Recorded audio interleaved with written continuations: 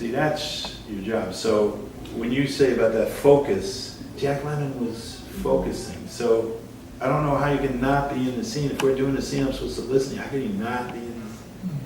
Just listen. How do you know when you're not listening? Is there any time? I don't know. I've never not listened. How can you not listen? You know, I love on stage when, you know, the cell phone goes off and the actors keep, you know, I love Alfred Molina because the phone goes off. He's in the middle of a monologue, you know, and the phone goes off. He goes, answer that. And he'll go right back.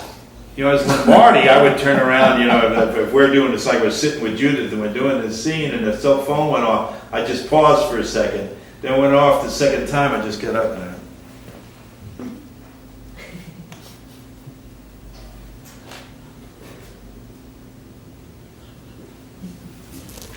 it was that stop that made everybody say, better shut off your phone. So how do you not listen? You know, I never understood that. Okay. I was going to say the best acting class I ever had, and this was going back, they didn't have DVDs, it was the old projectors. Miss Welch, I don't know what she gave for the girls, but all the guys she gave this monologue to, and the girls didn't come to class that day. They had their own monologue.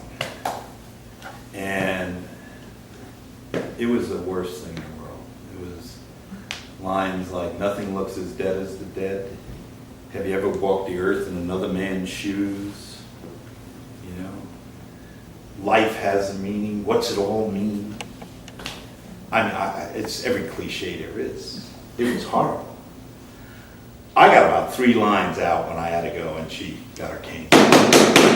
Mr. Lauria, stop embarrassing yourself and please sit down. Next. So when it was over, this guy, Bruce Connolly, who's still the actor, he's Barkley the dog, actually, on a children's show.